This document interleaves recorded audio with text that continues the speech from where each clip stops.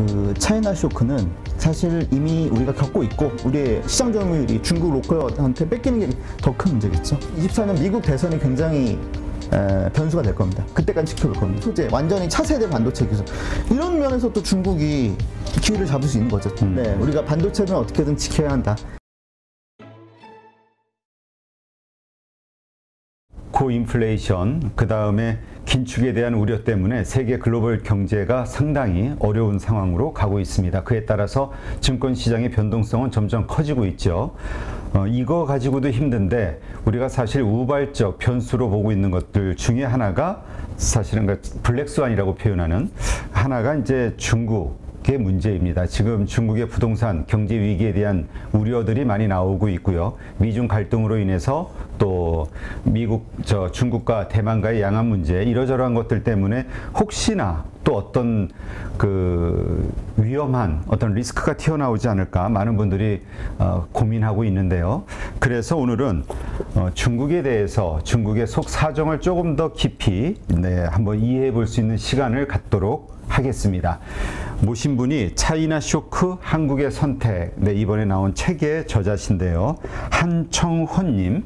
네, 안녕하세요. 안녕하십니까. 네, 한청헌 저자님은 보니까 전기차, 디스플레이, 반도체 쪽에서 기업에서 15년간 일을 하시면서 이제 중국에서 이제 비즈니스 개척을 위해서 또 5년간 또 거주도 하셨고. 맞습니다. 그래서 중국 통이신데 부인도 중국 분이시라고요? 예, 맞습니다. 네.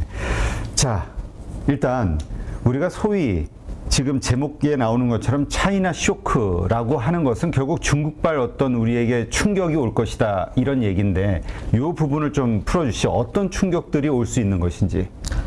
네, 그 차이나 쇼크는 사실 이미 우리가 겪고 있고 제가 이제 책에서 말씀드리는 건 더 커질 것이다. 그리고 이게 단순한 어떤 한 영역이 아니라 전방위적으로 불어닥칠 것이고 그 부분에 대해서 우리가 준비를 해야 한다. 이런 의미입니다. 네. 자, 그러면 지금 현재 우리가 차이나 쇼크, 중국으로부터 받는 악영향은 무엇이 있고 그 다음에 더 커질 것이라고 보는 부분은 어떤 겁니까? 일단 지금 우리가 가장 많이 겪고 있는 거는 우리의 주력 수출 품목들이 중국 시장에서 점점 쫓겨나다시피 해서 지금 사실상 중국 시장에서 급격한 어떤 그 시장 점유율 축소를 좀 겪고 있고요. 그걸로 끝나는 게 아니라 중국 내수 시장에서 내수를 장악하면서 성장한 중국 로컬 기업들과 전 세계적 글로벌 시장에서 또 경쟁을 하다 보니까 우리가 또 어려움을 겪고 있습니다. 대표적인 예로 스마트폰이 있을 테고, 그다음에 그게 이제 전기차, 그리고 디스플레이는 이미 겪고 있고, 배터리, 가장 미래 산업이라고 하지 않습니까? 그리고 가장 걱정되는 반도체라든지 그런 부분들이 지금 가장 우리가 체감하고 있는 쇼크라고 생각이 듭니다. 네. 지금 사실 반도체 관련해서는 이 반도체 자체가 반도체 필드에서 일을 하셨으니까 아시겠지만은 지금 그 겨울이 왔다 이런 표현을 쓰잖아요. 매출이 지금 찍고 고점을 찍고. 그런 상황에서 또 지금 칩4 동맹 때문에 중국과의 어떤 그 수출이라든가 거래가 이게 줄어드는 거 아니냐 이런 걱정을 많이 하고 있는데 실제로 이런 우려가 현실화될 가능성이 있나요?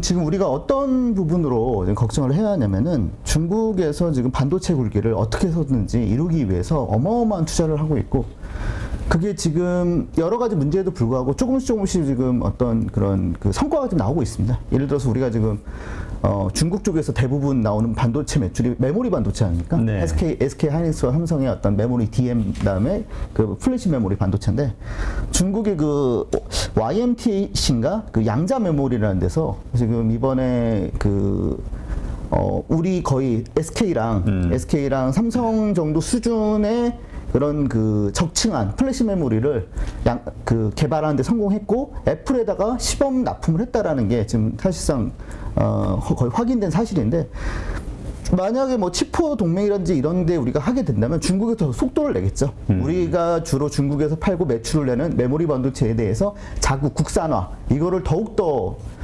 엑셀레이터를 밟아서 우리의 어떤 그런 수출이 줄어들고 이런 부분에 타격이 예상이 됩니다. 네.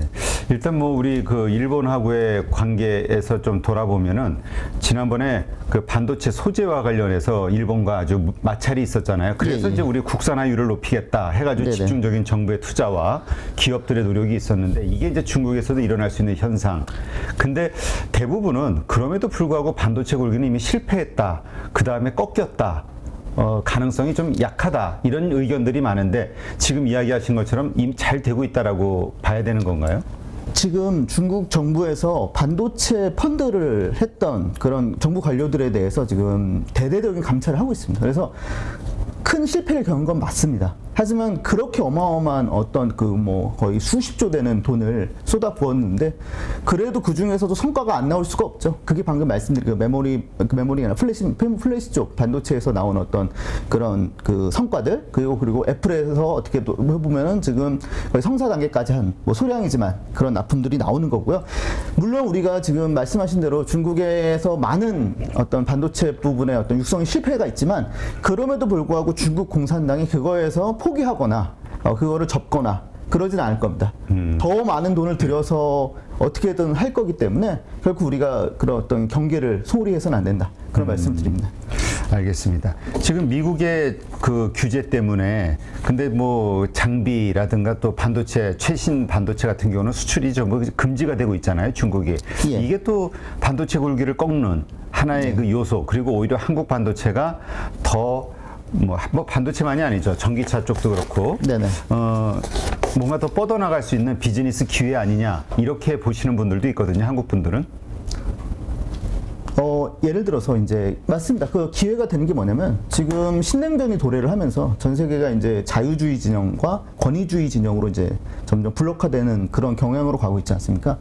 그런 부분에 대해서는 이제 우리가 그 중국 제품들이 자유진영에 들어가지 못하는 그런 장벽들이 생기는 거에 대해서 우리가 이제 기존 자유진영에서 어떤 시장 점유율을 유지하고 차지하는 부분에 대해서는 분명히 기회가 됩니다. 예를 들어서 이제 미국 배터리 같은 경우는 사실상 뭐 중국이 들어갈 수 없으니까 그런 거가 있겠지만 그와 반대로 우리가 지금까지 수출의 거의 4분의 1을 중국에 의존을 했는데 이 중국이 권위주의 블록으로 가게 되고 우리가 자유주진영에 계속 이렇게 남아있게 된다면 우리가 이제 거기서 이제 수출이 점점 감소하는 건 반드시 거의 예정된 결과고 그걸 다른 시장에서 어떻게 상쇄할 건지 상쇄시킬 건지 그 줄어드는 것 그런 게 이제 우리들한테 큰 고민이겠죠. 지금 사실 우리가 무역 흑자의 뭐 50% 60% 이상을 중국 향해서 얻어내고 있다 이런 이야기가 이제 작년까지 대세였는데 올해 이제 계속해서 분기 실적들이 나오면서 무역 적자를 겪고 있잖아요. 근데 네네. 보니까 이 무역 적자의 원인이 중국에서 발생이 되고 있다. 이제까지 돈을 벌던 곳에서. 네네네. 그래서 이게 충격이다라는 그런 의견을 가지신 분들도 있는데 우리가 지금 중국에게서 이러한 결과가 나오는 그 원인 그거는 뭐 혹시 뭐라고 보세요? 그 이제 두 가지 원인이 있는데 첫 번째는 단기적인 원인. 단기적인 원인 같은 경우는 우리 아시겠지만 중국의 경제 성장률이 2점 몇 %로 예상이 됩니다. 원래는 목표가 5%였는데 뭐 다들 아시다시피 이제 제로 코로나 문제가 가장 크겠죠. 그리고 중국의 어떤 부동산 뇌관 부동산 이쪽의 어떤 금융 쪽의 문제들, 시스템 문제들 이런 것 때문에 내수가 완전히 상실되고 이러다 보니까 중국 경제가 굉장히 안 좋고 이러다 보니까 중국 경제를 돌리는 그런 어떤 기업들이나 어떤 산업 섹터에서 한국에 대한 수출이 준 거죠. 예를 들어서 소비재라든지 예를 들어서 이제 자본재라든지 어떤 우리 부품들 이런 부분들이 이게 줄다 보니까 수입이 줄다 보니까 그런 단기적인 원인이 있고 이제 두 번째가 문제인데 이런 어떤 장기적인 원인은 우리 한국한테 그동안 의존하던 그런 자본재, 부품재, 어떤 소재 이런 거를 이제 국산화율이 계속 올라가면서 자신들도 품질과 기능을 이제 점점 경쟁력이 올라오면서 한국에 대한 수입이 줄고 있는 거죠. 그게 이제 겹치다 보니까 우리한테 지금 굉장히 좀 쇼크한 충격적인 데이터가 나오는 거죠. 사실 얼마 전까지만 해도 화장품 산업이 크게 성장을 했었는데 이게 결국 중국에서의 시장 확대 이것이 원인이었죠. 근데 예. 지금은 오히려 쪼그라들고 있단 말이에요. 네네네. 한안령 이후에 예. 확 줄어들고 있는데 네. 그 가운데에는 중국 기업들이 결국은 한국을 대체해 나가고 있는 거잖아요. 중국 시장 자체를. 맞습니다. 네. 지금 이렇게 한국 경제가 가지고 있는 경쟁력을 위협하는 어떤 그 중국의 산업들은 어떤 것들이 있나요? 화장품 같은 경우는 이제 제 책에도 나와 있습니다. 제 책에도 저 한때 되게 잘 될 때 제가 그냥 기업 회사를 접고 이걸 전업으로 해볼까 이런 생각할 정도로 굉장히 호황이었죠. 저도 잘 기억하고 있고요. 그래서 화장품 같은 경우는 두 가지입니다. 중국 로컬 기업의 경쟁력도 향상이 됐지만 그럼에도 불구하고 유럽의 고가 또 화장품은 또 잘 되고 있거든요. 이거는 저는 애국주의 때문이라고 봅니다. 애국주의 이제 동아시아에서 가장 강하고 위대한 나라로서 중국이 돌아왔다라는 애국주의를 이제 유행을 하다 보니까 한국이 이제 점점 이제 그런 어떤 예전에 어떤 한국 브랜드의 프리미엄이 좀 떨어지고 있는 거죠. 중국 소비자 입장에서. 그 외에 이제 두 번째로 말씀드리는 거는 한국의 주력 수출 품목 대부분이 지금 중국과 이제 경합관계, 경쟁관계다 보니까 다 위기라고 생각이 듭니다. 이제 중국 로컬 시장에서 점유율이 축소되는 게 진짜 문제가 아니라 글로벌 경쟁에서 이제 우리의 시장 점유율이 중국 로컬한테 뺏기는 게 더 큰 문제겠죠. 네. 그렇군요. 자, 그렇다면 우리 일상으로 책에 보니까 그 네. 일상으로 파고드는 차이나 리스크라는 주제가 있던데 네네. 이게 어떤 게 있을까요? 다들 기억하시겠지만 이 채널을 보시는 분들은 작년에 요소수 사태였지 않습니까? 나라가 뭐 완전히 정지된다, 뭐 그렇죠. 물류가 끝난다, 트럭이 뭐 스톱된다. 이게 이제 일본처럼 의도를 갖고 한국을 뭐 보복을 하려고 요소수를 수출을 한국에 대한 수출을 금지한 게 아니라 중국 내부에서도 문제가 있었습니다. 뭐 너무 상세히 설명은 너무 복잡한데 그 당시 이제 너무 과격하게 탄소 배출을 줄이다 보니까 석탄 재고가 부족하게 됐고 거기에 대한 부산물도 수출 판매를 중단하다 보니까 된 건데 이 요소수 하나가 아닙니다. 우리가 중국한테 이렇게 절대적으로 의존하는 게 요소수 하나가 아닙니다. 엄청나게 많습니다. 우리 일상에서 쓰이는 물품에 들어가는 많은 어떤 그런 소재들, 그냥 핵심 원자재 특히 그리고 배터리 산업에도 많은 원자재를 좀 중국에 되게 의존이 심하거든요. 뭐 히토류 뭐 네. 많이들 얘기하긴 하던데. 히토류 말고도 굉장히 많습니다. 다른 그런 그 원자재들도 뭐 니켈이라든지 여러 가지가 많은데 이제 지금이야 그래도 그럭저럭 뭐 사드 사태를 어느 정도 봉합을 해서 그럭저럭 뭐 최악의 상황은 아니지만 향후에 어떤 우리의 의도의 의지가 안 되는 예를 들어서 미중 간에 어떤 그런 지정학적 굉장히 쇼크가 온다면 그래서 중국이 어떤 목적을 갖고 한국을 길들이려고 한다면 우리는 굉장한 큰 리스크를 겪게 되겠죠. 그때 가서. 그런 대비가 안 되는 것 같아서 그 요소수 사태 이후에 그런 논의가 잘 안 되는 것 같아서. 그러니까 요소수 같은 문제가 터질 수 있는 그런 다양한 제품들 중국의 의존도가 높은 이것이 원자재. 많이 있다. 굉장히 많은데 예를 들어서 이제 뭐 이따 얘기를 하겠지만 대만 사태가 굉장히 악화돼서 미중이 이제 군사적 충돌 위험까지 가서 미국과 중국이 우리 편이 되죠. 뭐 혹은 뭐 중국이 중립을 지켜 여기서 우리가 이제 중국의 뜻을 거슬렸을 때 중국이 많은 옵션이 있다는 거죠. 한국을 굉장히 괴롭힐 수 있는. 괴롭힐 수 있는. 그렇다면 그런 것들을 정부 당국자도 이제 다 이해를 할 거 아닙니까? 지금 상황이 그렇게 돌아가니까 반도체부터 우리가 지금 당하고 있는 거니까. 어떻게 해야 되나요? 대책을? 수입 다변화?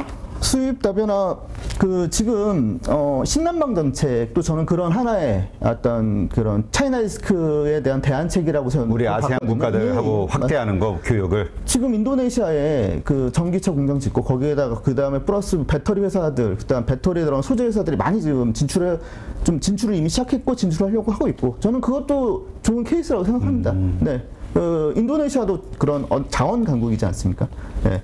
그런 부분들 그러니까 이제 중국의 의존도를 갑자기 확 줄일 수 없으니 부작용이 최소화하는 한에서 점차 줄여야겠죠. 네. 수출뿐만 아니라 수입까지. 네.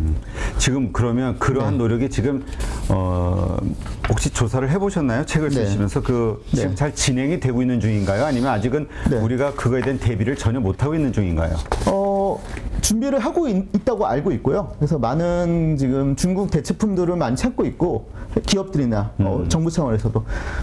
근데 이게 아마 그만큼의 어떤 지금 우리가 그 속도 같은 경우는 좀 아마 그렇게 빨리 가지는 않는 걸로 좀 알고 있습니다. 그런 속도가. 네. 왜냐면 서플라이 체인이 한 번에 정해지면 그때도 일본하고 우리 무역 분쟁 같은 경우도 굉장히 그때 급박하게 하다 보니까 우리가 한 건데 그 정도로 사실 서플라이 체인을 하나 바꾼다는 게 쉽지 않다 보니까 그래도 꾸준히 그런 노력을 하고 있다. 그런 시도하다든지 하고 있다. 사실 네. 그동안은 뭐 한국만의 문제는 아니죠. 전 네네. 세계가 경제성이라는 측면에서 세계의 공장이라는 표현이 나왔을 정도였잖아요. 중국이. 네네네. 거기서 싸게 가져다가 네. 예. 맞습니다. 그랬는데 이제 이것이 결국은 안보하고 부딪히면서 이제는 경제성만 따져서는 안 되고 돈이 더 들더라도 원가가 이걸 좀 분산을 해야 된다. 왜냐하면 이건 결국에 중국 때문입니다. 결론적으로. 왜냐하면 과거에는 중국이 도강량의 정책을 펴면서 미국이 만든 자유무역 시스템, 그런 어떤 시장경제, 글로벌 자유무역의 시스템에 대해서 완전히 받아들이고 자신들의 어떤 외교 안보적 욕심은 철저히 억누른 채 경제적 실리를 따졌기 때문에 그게 굉장히 평화롭게 돌아갔죠. 근데 이제 시진핑 정권이 들어가면서 도강량을 폐기하고 우리의 정치적 의지, 우리의 어떤 외교적 목표를 실현하겠다라고 대놓고 하다 보니 미국에서 이제 이거 나중에 정말 우리하고도 충돌을 우리하고도 대결하겠다 대놓고 이렇게 되면 우리가 현재 의존하는 중국에 의존하는 거 이거 지금 이렇게 놔두면 안 된다. 미국이 이렇게 들고 나오니까 이제 우리도 이제 따라서 이제 비상 사태가 된 거죠. 네. 지금 뭐 시진핑 이제 뭐 네. 시황제라는 표현을 쓸 정도로 네. 그 중국의 권력을 독점하고 있는 걸로 이해가 되고 지금 삼선 네네. 그 주석 3연임을 지금 하는 게 10월 달인가요? 10월 16일입니다. 네. 지금 그러한 것들 네. 그러면서 이제 푸틴 네. 뭐 러시아의 독재 지금 뭐 세계적인 여러 가지 문제를 만들어내고 있고 그럼에도 불구하고 자신의 고집대로 네네. 막 밀어붙이면서 되게 세상을 불안하게 만드는데 네네. 시진핑 주석도 그런 가능성이 있느냐 또 푸틴하고 좀 비슷한 부분은 있지 않느냐 이런 의견들이 많이 있죠 시중에. 맞습니다. 그 러시아와 중국이 2008년도까지는 그래도 서구하고 되게 나름 잘 지냈죠. 나름 잘 지냈고 그때까지만 해도 미국의 권위가 굉장히 높았죠. 글로벌 어떤 질서를 만들고 운영하는 미국으로서. 근데 이제 금융위기가 터졌지 않습니까? 그리고 그러면서 미국이 또 이제 중동 정책이 실패하면서 미국의 권위가 미국의 권위가 떨어졌죠. 그러면서 러시아와 중국이 더 이상 이제는 우리가 미국의 어떤 명령을 따르지 않겠다. 우리도 이제 우리 존재감을 과시하겠다. 그게 이제 푸틴이 먼저 일을 저지른 거고 이제 그 다음 차례 시진핑 주석인 거죠. 그렇다면 시진핑 이게 어떤 의미입니까? 시진핑은 기어이 푸틴의 전철을 밟을 것인가라는 제목이 있던데. 대러시아주의가 이제 푸틴은 이제 자신의 어떤 그런 자신의 어떤 사명, 러시아 최고 지도자 사명감, 예를 들어서 과거에 화려한 대러시아 제국 부활하겠다. 이거를 이루기 위해서는 뭐 어떤 자국민의 인명이나 경제적 손실 이런 거는 충분히 내가 전혀 개의치 않겠다라는 거고 그래서 그렇게 해서 저지른 게 우크라이나 전쟁 아닙니까? 중국도 이제 그럴 수 있다는 거죠. 시진핑도 어떤 중화제국, 위대한 중화제국의 부활의 최정점의 이벤트는 대만과의 통일이거든요. 대만은 수복하는 거거든요. 그걸 위해서는 자기들이 미국과의 군사적 충돌도 내가 개의치 않겠다. 경제적 보복 다 하라고 그래. 서방에 대한. 그래서 지금 그거 미리 대비하려고 1대1로를 한 거 아닙니까? 1대1로를 차곡차곡 쌓아놓은 거죠. 왜냐하면 유라시아 전체에서 공급망이라든지 시장, 블록 시장을 만들어가지고 자기네 경제를 굴리겠다는 거죠. 서방에 대한 경제적 그런 경제적 관계가 단절된다 하더라도. 네. 그런데 사실 코로나 그 1대1로 정책으로 인해서 코로나 이후에 이제 많은 신흥국들이 위기에 빠졌잖아요. 네네. 경제 위기에. 네. 그 다음에 경제도 어려워졌고. 네네. 그러다 보니까 상당한 그 부채, 네네. 그 부채를 떠안게 생겼다. 이런 네네네. 그 신문 기사들이 많이 나왔었잖아요. 맞습니다. 뉴스가. 네, 맞습니다. 그래서 그게 오히려 중국에는 큰 어떤 경제적 타격이 될 것이고 오히려 그 의도가 네네. 만든 게 결국은 중국 경제 위기의 한 부분 아니냐. 맞습니다. 지금 부채가 많은 사람들이 1대1로를 할 때 저게 중국한테 경제적으로 이득이 어떤 이득이 없을 텐데 왜 하는지 많이 의아했고요. 이게 1대1로를 한 게 경제적 이익 때문이 아닙니다.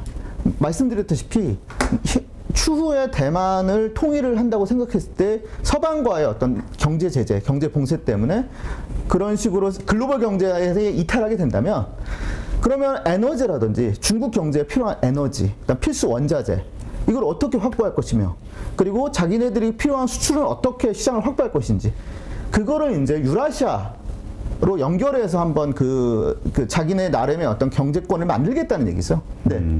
그게 그러면 의도가 네. 경제적으로는 물론 부채를 많이 떠안게 됐지만 성공한 거라고 보세요? 그래서 결국 의도대로 네. 대만을 흡수하기 위한 네. 어떤 행동들을 할 것으로 보시나요? 그러니까 예를 들어서 전시 체제로 간다면은 성공한 거죠. 근데 향후에 미국이, 그러니까 중국이 향후에 경제나 산업을 전시 체제로 운영한다고 봤을 때는 대비를 해놓은 거죠 이미. 1대1로를 통해서 어떻게 석유, 천연가스 그리고 필수적인 에너지, 농산물 이걸 어떻게 할 것인가. 그래서 지금 중앙아시아 이번에도 상하이 협력기구 해가지고 중앙아시아 국가들 다 모였지 않습니까? 뭐 인도까지 심지어 왔는데 그런 것들이 포석이라고 생각이 됩니다. 네. 그렇다면 대만에 대한 자기들의 목표, 그 통일을 하기 위한 자기들 입장에서 그런 시도를 할 것으로 보시나요? 미국과의 어떤 충돌을 염두에 두고도? 그 중국 내 분위기는 있잖아요. 국민들, 그것도 근데 국민들이 원하지 않으면, 근데 하긴 뭐 거기 인민들은 뭐 당이 결정하면 따라가는 스타일이니까, 저 시스템이니까 그렇긴 한데. 일단은 이미 중국 공산당에서, 그러니까 시진핑과 중국 공산당은 무력을 동원해서라도 대만을 통일하겠다는 거는 결정한 걸로 보입니다. 지난번에 그 외신에서는 크게 보도했는데 한국 언론은 잘 보도가 안 됐는데 공식적으로 시진핑 주석이 인민해방군 보고 지시를 내렸습니다. 공식적인 지시가 2027년까지 무력을 통한 대만 통일 방안을 준비해 와. 라고는 한 게 외신에서 이미 보도가 됐고요. 그럼 27년까지는 대만을 흡수하겠다, 통일시키겠다. 스케줄을 만들어 와. 안을 알아온 거죠. 근데 그게 이제 인민해방군에서 어떻게 보고를 했는지 대답을 했는지는 그거는 보고가 안 됐어요. 굉장히 민감한 문제니까. 그리고 지금 미국에서도 계속 떡밥을 던지지 않습니까? 그 준비를. 예를 들어서 현직 주한미군 사령관이 대만에 유사시 사태가 나면 한국 정부 동의 없이 움직일 수 있다. 주한미군을 동원할 수 있다는 얘기를 했습니다. 네, 그것도 굉장히 유례가 없는 일이거든요. 예전에야 뭐 전직 사령관이 그런 말을 했는데 현직 사령관이 그런 말을 할 정도면 미국도 지금 준비를 많이 하고 있다는 거고요. 그리고 이게 이제 하나만 더 말씀드리면 중국이 이제 구체적인 일정이나 방법을 하는 데 있어서는 2024년 미국 대선이 굉장히 변수가 될 겁니다. 그때까지 지켜볼 겁니다. 예를 들어서 트럼프가 되느냐, 혹은 트럼프 이상의 고립주의자가 대통령이 되느냐와 바이든이 재선되냐, 혹은 민주당이 재선에 따라서 전략이 달라지겠죠. 어떤 식으로 달라질까요?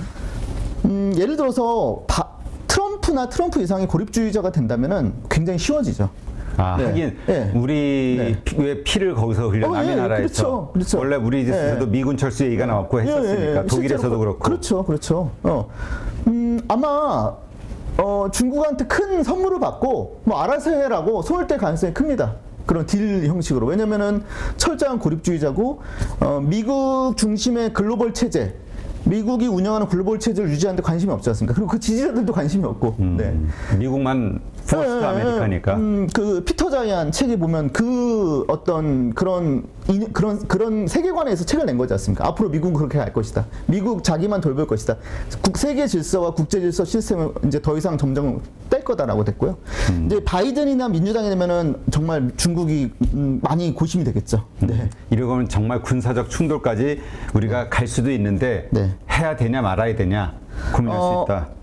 하긴 하는데 어떤 식으로 미국의 어떤 개입을 차단할 것이냐, 혹은 늦출 것이냐, 혹은 지연시킬 거냐, 이런 식으로 좀 이런 식으로 많이 고민이 되겠죠. 네. 자, 제국이 갈고 있는 단 하나의 칼이라는 표현을 쓰셨는데 책에서 이건 어떤 의미입니까? 칼이라는 얘기가 나오니까 괜히 전쟁 같아서. 이게 제가 만든 말이 아니라 리커창 총리가 얘기를 했나? 아니면 그 중국의 어떤 고위 관료가 얘기를 한 겁니다, 실제로. 리커창 총리가 했는데 10년 동안 칼 하나 간다는 신념으로 반도체 산업을 반드시 육성하자, 이런 얘기를 했습니다. 공개적인 자리에서. 그 정도로 중시하고 있고요. 뭐 결국에 그거지 않습니까? 이제 그 4차 산업혁명의 향방은 AI인데 누가 더 AI를 잘 만드냐, 누가 더 복잡한 무인화 자동화를 잘할 것이냐, 그 알고리즘을 잘 짜줄 것이냐, 그리고 그 알고리즘의 성능을 좌우하는 건 그 프로세서, 반도체지 않습니까? 그래서 기술 패권을 차지하기 위한 그런 것 때문에 그 내용을 넣었습니다. 그렇다면 중국은 반도체에서 어떻게든 이걸 끌고 갈 수밖에 없다. 계속 투자를, 그동안에 뭐 여러 가지 잡음이 있었잖아요. 투자 금액 받아가지고 뭐 기업이 딴 데다 쓰고 뭐 부도냈다는 등 뭐 많이 있었지만 되게 많았죠. 그럼에도 불구하고 계속 쏟을 수밖에 없다.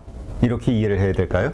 맞습니다. 그리고 중국이 지금 어떤 산업 현장에 쓰이는 어떤 그런 그 응용 기술로는 많이 뒤처져 있지만 반도체 기술의 핵심에는 기초과학은 지금 사실 미국을 거의 따라잡았습니다. 뭐 논문 건수나 특허 건수, 뭐 인용 건수에서 거의 미국과 여러 항목마다 다르지만 미국을 넘어선 것도 있고 미국을 바짝 다가오는 것도 있고 그 정도로 기초과학을 많이 늘렸고 1년에 중국의 어떤 이공계 졸업생이 거의 100만 명에 육박합니다.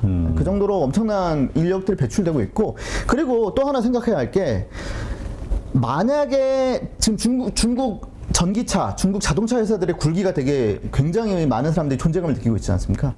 만약에 전기차 혁명이 없었으면 불가능했을 겁니다. 엔진 기술이었으면, 기존의 어떤 내연기관이었으면 그건 정말 따라하기 어렵거든요. 근데 전기차가 되면서 내연기관에 들어가는 기술이 다 쓸모없어졌고 중국이 기회를 잡은 거죠.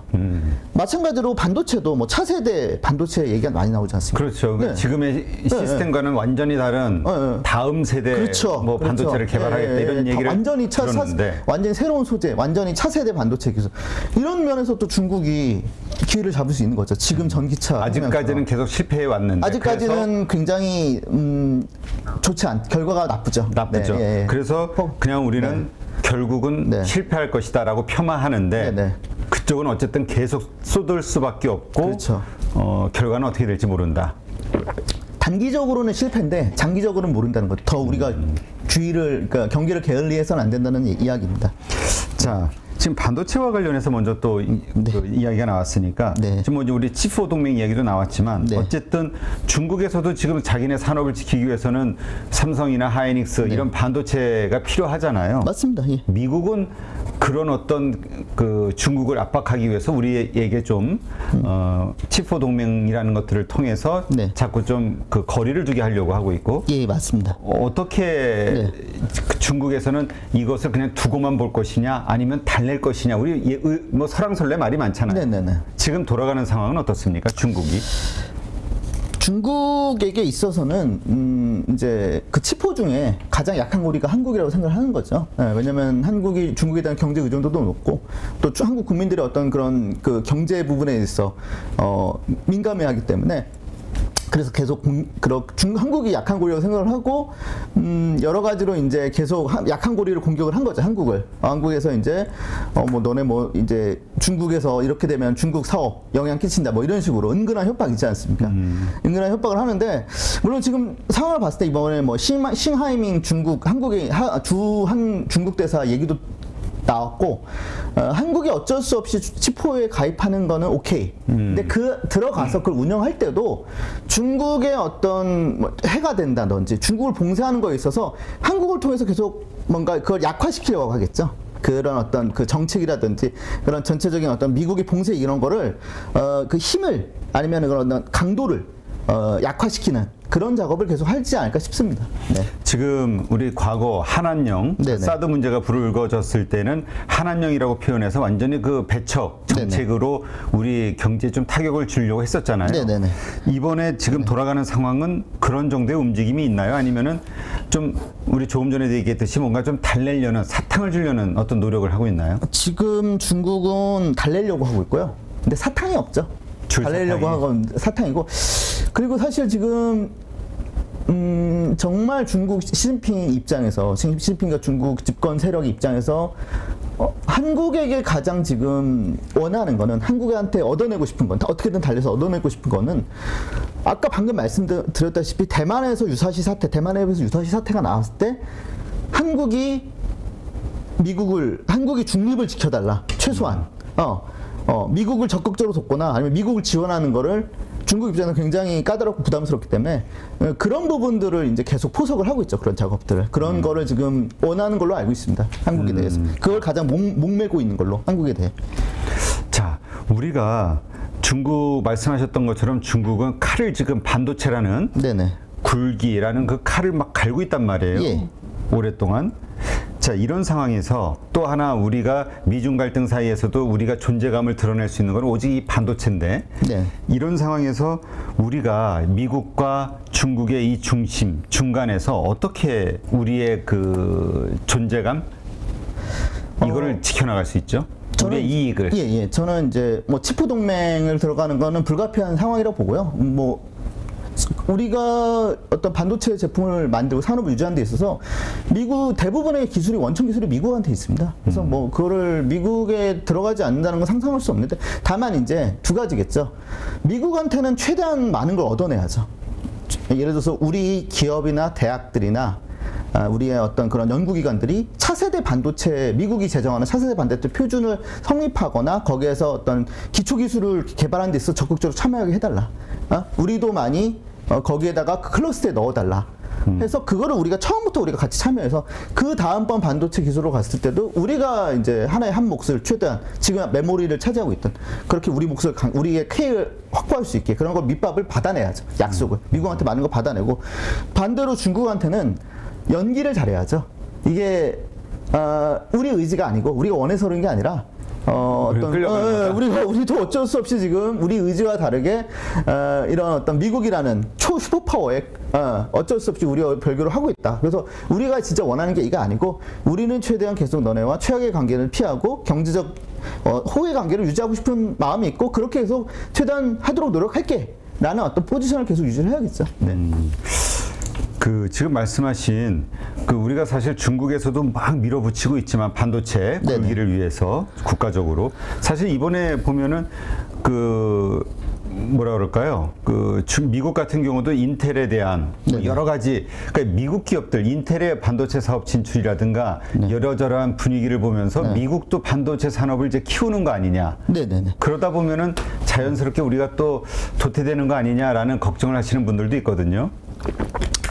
근데 그 차세대 반도체라는 부분 이게 지금 이제 뭐 일단 보실 거는 지금 그러니까 뭐 미국이 지금 하고 있는 거는 크게 우리가 당장 그게 우리한테 어떤 산업적인 어떤 피해를 끼칠 거는 크게 없는 게 우선은 지금 미국이나 중국이 지금 굉장히 신경 쓰고 있는 건 시스템 반도체 시스템 그리고 비메모리 쪽 맞습니다. 비메모리 쪽이고 시스템 반도체로 가는데 정확히는 이제 프로세서인데 지금 사실 이 비메모리 그러니까 이 시스템 반도체도 미국이 가장 기술 주도권을 쥐고 있고 미국 기업들이 가장 최고의 반도체 기술을 갖고 있습니다. 이제 다만 미국이 생각하는 거는 생산을 그동안 외주를 줬는데 대만이나 한국이나 그거를 생산을 자기들이 하겠다는 거예요.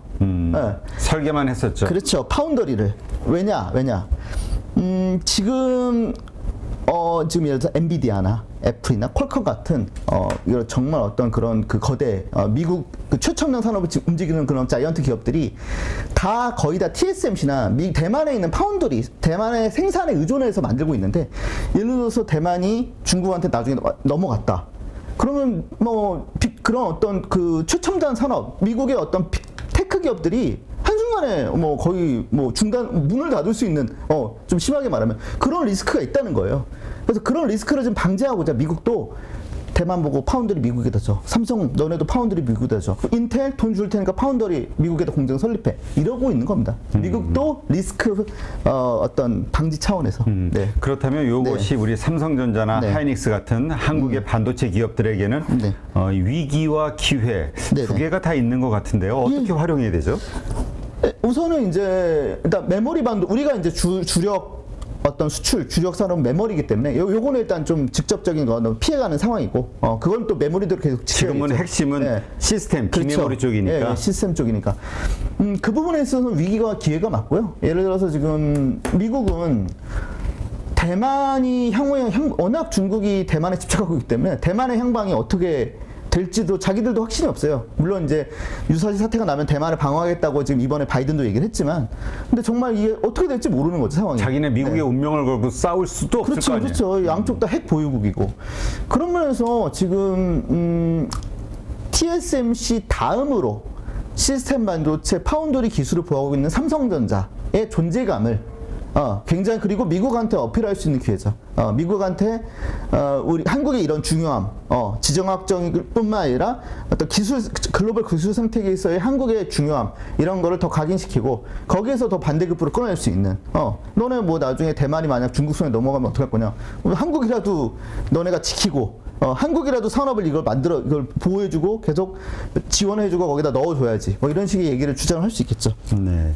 사실 지난번에 저 자동차 반도체 이런 것들이 좀 부족할 때 바이든 대통령이 뭐 전부 회장들 연락하고 뭐 만나고 화상 회의하고 그랬잖아요. 네네. 그러면서 기업들의 그 비밀이라고 할 수 있는 것까지 다 제출해라 자료들. 이게 이슈가 됐었던 적이 있는데 그때 이제 한국에서는 의심했던 게 이런 거 가져다가 결국 인텔이라든가 미국 기업 성장하는데 우리가 희생당하는 거 아니냐. 그때 이제 요청한 게 아마 재고 쪽이었을 겁니다. 그래요? 재고라든지 뭐 기술 그런 건 아니고요. 어느 거래와 포지션에, 거래처에 대한 것들, 그렇죠. 물량. 근데 이게 사실은 핵심 비밀이라고 그러던데. 그런 가격 부분이 협상력에 있는데, 대한 것들이 있기 때문에. 예, 그렇죠. 그런 부분도 있고요. 납품가라든가. 네네네. 일단은 지금 파운드리가 제일 미국이 걱정하는 건 파운드리고 시스템 반도체 파운드리고. 지금 대만 사실 인텔도 원래는 자체적으로 IMD라고 해서 종합반도체 설계뿐만 아니라 생산도 했는데 생산을 사실 포기했거든요. 왜냐하면 동아시아 기업들한테 안 되니까. 그러다가 이번에 미국 정부에서 큰일 났다. 이거 그냥 놔두면 우리 기술 패권 굉장히 위협이 큰 리스크가 되겠다 싶어서 인텔을 지금 많이 격려하고 있습니다. 돈도 줬고 세제 지원도 할 테니까 다시 너네 제조해. 그리고 미국에다가 공장 져. 뭐 이런 부분에 있어서 이제 인텔을 어떤 도와주기 위해서 그런 부분에 어떤 성격도 있을 수 있을 것 같습니다. 네. 그렇다면 삼성전자는 네. 또 지금 메모리 쪽도 잘하고 있지만 메모리의 강자 절대 세계 강자이긴 하지만 지금 비메모리 관련해서는 파운드리 쪽 이제 열심히 좀 TSMC와 경쟁을 하기 위해서 네네. 가고 있는 중이잖아요. 네네. 확대하려는 그 기본 그 로드맵은 있는데 네. 삼성전자 어떻게 움직여야 된다고 봐야 될까요?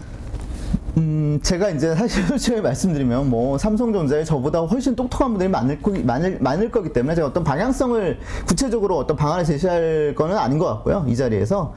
다만 근데 이제 여러 가지 이제 삼성전자가 갖고 있는 유리한 어떤 입지를 잘 강조를 해야겠죠. 미국 정부에, 특히 미국 쪽에다가. 말씀드렸다시피, 미국 입장에서 최악의 상황에서 대만을 잃게 된다면, 정말 이제 남은 거는 그 미국 경제를 움직이고 선도하는 테크 기업들이 의존할 기업은 삼성전자밖에 없거든요. 근데 지금 사실 수율이 안 나와서 뭐 퀄컴이나 엔비디아라든지 뭐 이런 데랑 수주를 받았다가 막 취소되고 막 이런 상황에서 솔직히 지금 뭐 3나노, 4나노 뭐 많이 유명한 신문도 많이 나왔지만 그런 부분들이 있지만 이런 부분들을 계속 강조하면서 어떤 그런 지정학적 관점에서 이런 부분에서 어떤 존재감이나 그러면서 어떤 테크 기업들한테도 같이 그런 부분들을 해서 하나의 어떤 뭐랄까 백업방 아니겠어요? 최소한 그럼으로써 우리가 어떤 시스템 반도체 기회를 계속 잡아 나가겠죠.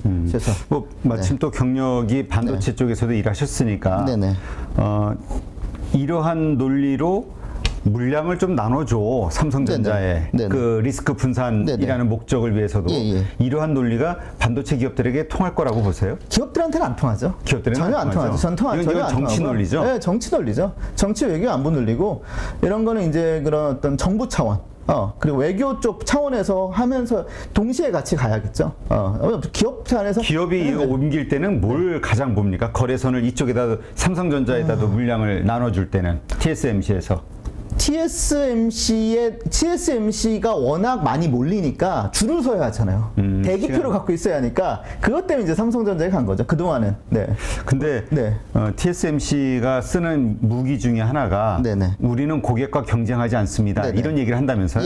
근데 삼성은 왜냐하면 만들기도 하지만 또 직접 반도체를 만드는 그러니까 이게 경쟁자일 수도 있으니까 이게 약점이다 이런 얘기들도 있던데. 지금 그 예전에 이제 퀄컴 AP를 이제 뭐 스냅드래곤이나 삼성에서 시도를 했고 근데 잘 안 됐죠. 안 됐는데 지금 제가 알고 있기로는 그 어떤 그런 삼성 자체에서도 반도체를 설계해서 팔기 때문에 TSMC에 밀린다 이건 아닌 걸로 알고 있어요. 가장 큰 이슈는 그 양품률.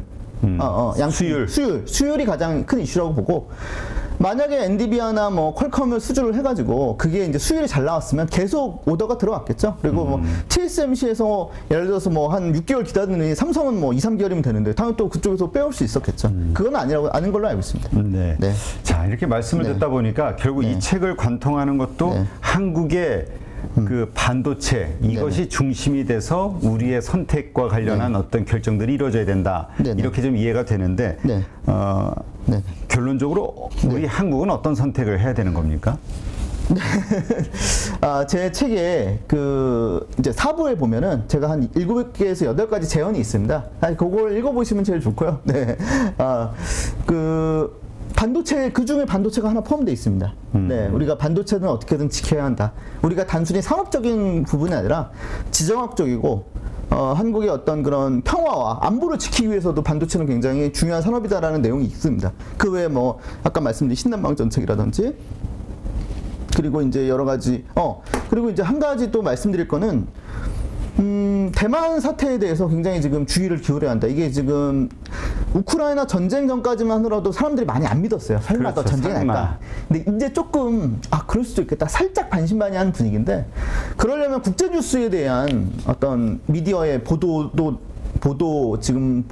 더 많아져야 하고, 일반 시민들도 국내 정치적 이슈보다는 글로벌 이슈들, 이 판이 어떻게 돌아가고, 특히 동아시아에서 대만을 둘러싼 어떤 미중 간의 갈등이 어떻게 가는지, 이런 거 많이 관심을 기울여야 한다고 생각합니다. 네. 네, 알겠습니다. 하여튼 네. 이제 중국과 대만의 문제, 그리고 중국의 경제 상황, 여러 가지 것들이 이제 더 이상 우리에게는 강 건너 불구경이 될 수 없는 상황이 돼버려서 우리가 어떤 선택을 할 것인지 많은 고민을 해봐야 될 것 같은데, 어쨌건 가장 큰 핵심에는 반도체가 있는 것 같군요. 반도체와 관련해서 우리의 경쟁력 혹은 미래 성장력을 어떻게 활용할 것인가, 미중 사이에서 참 어려운 선택이 될 것 같습니다.